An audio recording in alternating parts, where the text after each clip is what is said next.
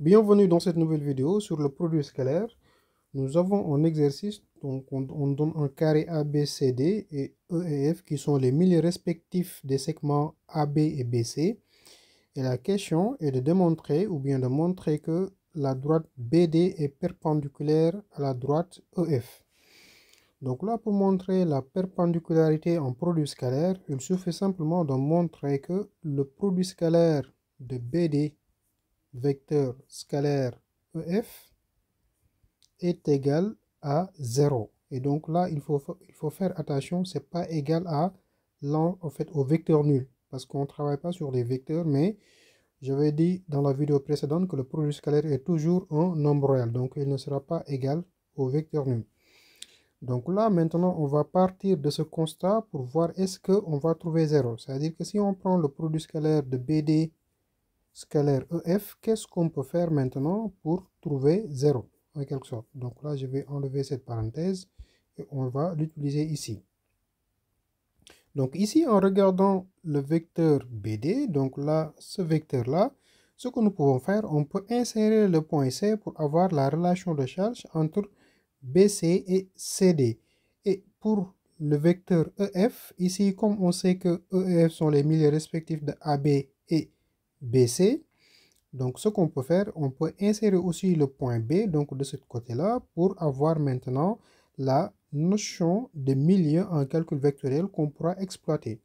Donc là, ce qu'on va faire pour le BD, donc on va écrire entre parenthèses le BD, on aura avec le point C, donc BC vecteur plus CD vecteur scalaire. Maintenant, le EF, on va insérer le point B, on aura EB vecteur plus maintenant BF vecteur. On a ce produit scalaire, ce qu'on va faire maintenant, on va regarder ici qu'est-ce qu'on peut faire. Donc on peut le faire avant le développement ou bien remplacer les valeurs des vecteurs qui peuvent être égaux. Là, ce qu'on peut faire, on aura le BC vecteur. Donc on sait que CD, le vecteur de CAD, ce n'est rien d'autre que le vecteur de BAA.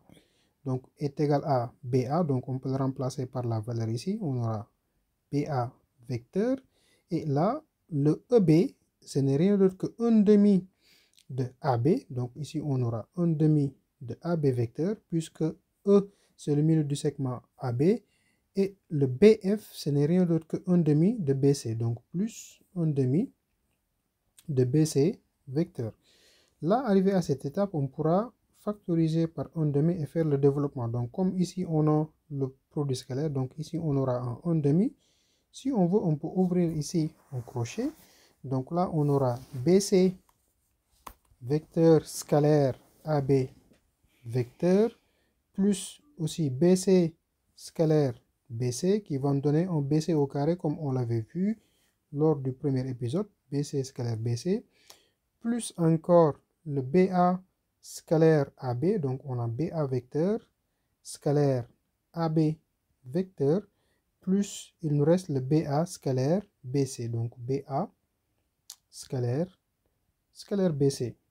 Donc là, on va regarder quelles sont les simplifications qu'on pourra faire.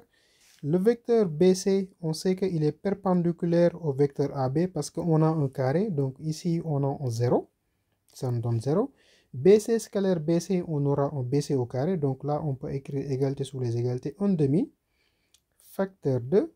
Ici, on aura un BC au carré. Donc c'est la norme de BC, le tout au carré, BC au carré. BA scalaire AB. Donc le BA scalaire AB, ce n'est rien d'autre que...